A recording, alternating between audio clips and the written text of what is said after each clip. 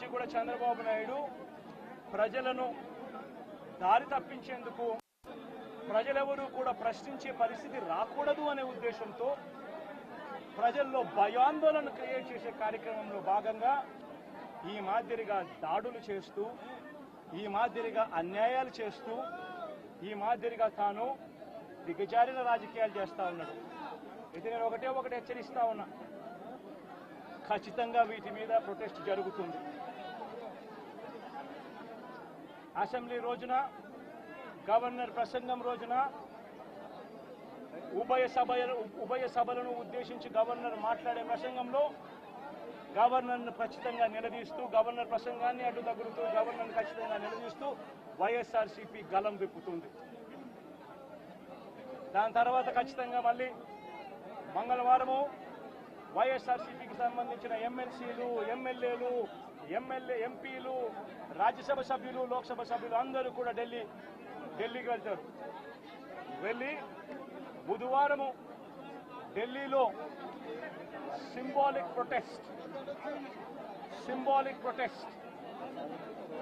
Symbolic ధర్నా ఢిల్లీలో చేసే కార్యక్రమం కూడా చేస్తాం.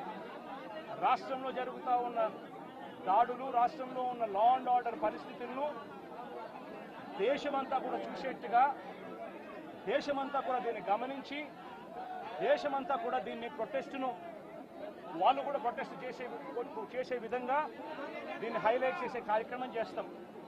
ప్రధానమంత్రి గారి అపాయింట్మెంట్ ఇప్పటికే అడగడం జరిగింది. అమిత్ షా గారిని ప్రెసిడెంట్ అపాయింట్మెంట్ కూడా అడగడం కూడా జరుగుతుంది. వీళ్ళందరూ కూడా అపాయింట్మెంట్ ఇస్తే వీళ్ళందరినీ కూడా కలిసి వీళ్ళందరికీ కూడా చెప్పే కార్యక్రమం కూడా చేస్తాం. సరే, ఈ ఇష్యూలో మీ చెప్పేటప్పుడు నువ్వు స్లోప్ అవుతుంది కదా. నువ్వు ఎంత ఆంధ్రజ్యోతి విలేకరు అయితే మాత్రం మధ్యలో వచ్చి చెప్పడం ధర్మం కాదు కదా. ఏం చెప్తా ఉంటే సీరియస్గా జరుగుతా ఉన్నప్పుడు ప్రకారం మొదలు పెట్టారు. ప్రధానమంత్రి అపాయింట్మెంట్ను, హోంమంత్రి అపాయింట్మెంటు, ప్రెసిడెంట్ గారి అపాయింట్మెంటు, వీళ్ళ ముగ్గురు అపాయింట్మెంట్ కూడా అడగడం జరుగుతూ ఉంది. వీళ్ళ ముగ్గురిని కూడా కలిసే కార్యక్రమం కూడా జరుగుతుంది. వాళ్ళ అపాయింట్మెంట్లు ఇస్తే వాళ్ళని కూడా కలిసే కార్యక్రమం జరుగుతుంది. జరిగి వీళ్ళందరినీ కూడా రాష్ట్రంలో జరుగుతూ ఉన్న దిగజారిన పరిస్థితులను ఎక్స్ప్లెయిన్ చేసి, రాష్ట్రంలో ప్రెసిడెంట్ రూల్ పెట్టాల్సిన అవసరం ఎంత ఉంది అని చెప్పి కూడా గట్టిగా వాళ్ళ దృష్టికి తీసుకొని పోవడం కూడా జరుగుతుంది. చెప్పమని అడుగుతున్నాను. ప్రధానమైన డిమాండ్ ఈ ఇన్సిడెంట్లో మీరేంటి అన్నా? ఇన్సిడెంట్లో ప్రధానమైన డిమాండ్, ఈ ఇన్సిడెంట్లో ప్రధానమైన డిమాండ్ ఒకటేనా, ఆ కుటుంబం ఏం పాపం చేసిందని చెప్పి ఆ కుటుంబంలో ఒక మనిషిని చంపారు. చంపడమే కాకుండా ఆ కుటుంబాన్ని అప్రతిష్ట పాలు చేస్తూ, ఆ పిల్లాడి మీద ఎలాంటి చెప్పుకోదగ్గ హత్యలు చేసిన కేసులో, లేకపోతే ఒక ఫ్యాక్షన్ కేసులో, లేకపోతే తను ఒక ఫ్యాక్షన్ లీడర్ కిందనో, ఒక హత్యలు చేసిన వ్యక్తి కిందనో తనను ఒక ప్రొజెక్ట్ చేసి పోలీసులు ఏ రకంగా ఆ వ్యక్తి, ఆ పిల్లాడి వ్యక్తి ఆ జీవితము, ఆ కుటుంబం జీవితంతో చెలగాటలాడుతూ ఏ రకంగా వ్యక్తిత్వ హరణ చేస్తూ ఉన్నారో ధర్మమేనా? లేకపోతే మీకైనా కానీ ఎవరైనా కూడా ఇదే మాదిరిగా చేసి మీరు హత్య కాబట్టి సింపతైజ్ చేయాల్సింది పోయి సింపతైజ్ చేయకపోగా మీరు హత్య రాజకీయాలు చేసే వాళ్ళు అన్నట్టుగా, మీరు ఫ్యాక్షన్ రాజకీయాల్లో ఉన్నట్టుగా, మీరు ఇంతకు ముందు ఏదో చేశారని చెప్పి తప్పుడు ప్రచారం చేసి ఆ తప్పుడు ప్రచారంలో భాగంగా మిమ్మల్ని చంపారని చెప్పి మీ మీద చేస్తే మీకు నచ్చుతుందా? కనీసం పోలీసులు అనే వాళ్ళు ప్రేక్షక పాత్ర వీరి చంద్రబాబు నాయుడు అనే వ్యక్తి క్షమాపణ చెప్పాలి. మోస్ట్ ఇంపార్టెంట్ థింగ్, రాష్ట్రంలో జరుగుతూ ఉన్న దాడులను తాను ఖండించి క్షమాపణ చెప్పి ఇక మీదట ఇలాంటి పరిస్థితులు ఉండవు అని చెప్పి ప్రజలకు భరోసా ఇవ్వాలి. వైఎస్ఆర్సీపీకి ఓటు వేసిన వాళ్ళకు కూడా భరోసా ఇవ్వాలి. ఎందుకనంటే ఈరోజు ముఖ్యమంత్రిగా తాను ఉన్నాడు అని అంటే కేవలం వైఎస్ఆర్సీపీ నుంచి కూడా ఒక 10% ఓట్లు అటువైపున తన మోసానికి అటువైపున నమ్మి అటువైపున పోయిన ఓట్లే కదా.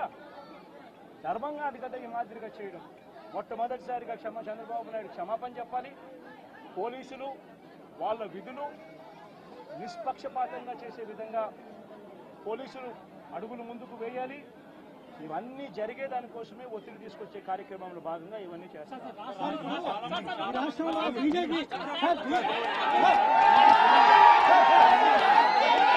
ఇప్పుడు వాగ్దానాలు చేసి ప్రజలను మోసం చేసి ప్రజలకు ఆశ కల్పించి తాను ముఖ్యమంత్రి పదవిలోకి ఎక్కాడు.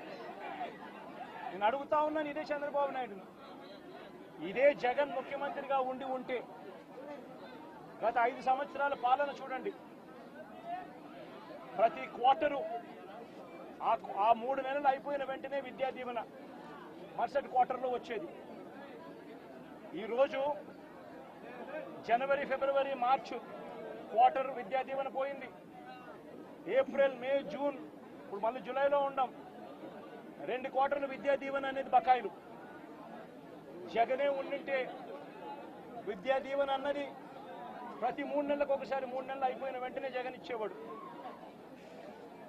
తల్లులకు ఇచ్చేవాడు, పిల్లలకు మేలు చేసేవాడు. ప్రతి ఏప్రిల్లో జగనే ఉండింటే వసతి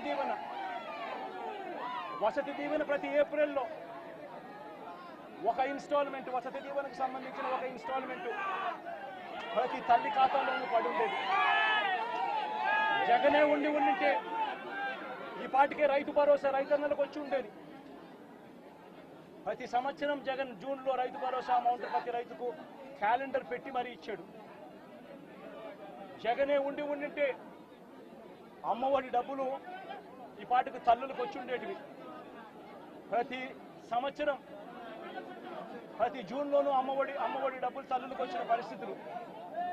జగనే ఉండింటే ప్రతి ఏప్రిల్లో మహిళలకు సంబంధించి, అక్క చెల్లెమ్మలకు సంబంధించిన 0 వడ్డీ డబ్బు ఈ పాటికి వచ్చి ఉండేది.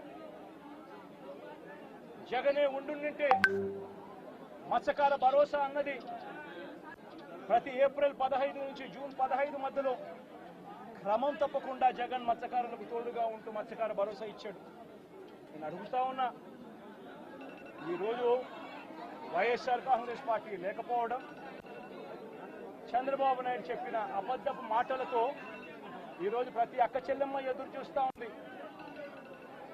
ఆ రోజు చంద్రబాబు నాయుడు అన్న మాట, జగన్ అయితే కేవలం ఒక్క 15,000 మాత్రమే ఇస్తాడు పిల్లల్ని బడికి పంపిస్తే, చంద్రబాబు నాయుడు అధికారంలోకి వస్తే 15,000 నీకు, 15,000 నీకు, 15,000 నీకు, 15,000 నీకు, 15,000 నీకు, నలుగురున్నారా మీ ఇంట్లో పిల్లలు 60,000, మళ్ళా ఇంట్లో వాళ్ళ అమ్మను చూపించి నీకు 18,000.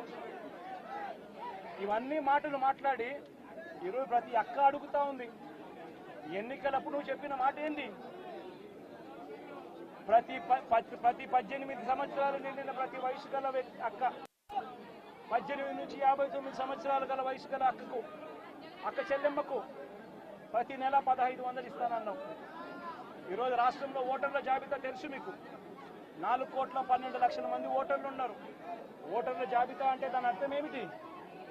దాని అర్థం వాళ్ళందరూ కూడా 18 సంవత్సరాలు పైబడిన వయసు పడిన వాళ్ళనే కదా దాని అర్థము. మరి అందులో 2,10,00,000 మంది అక్క చెల్లెమ్మలు ఉన్నారు, 18 సంవత్సరాలు పైచిలుకు పడిన వాళ్ళు.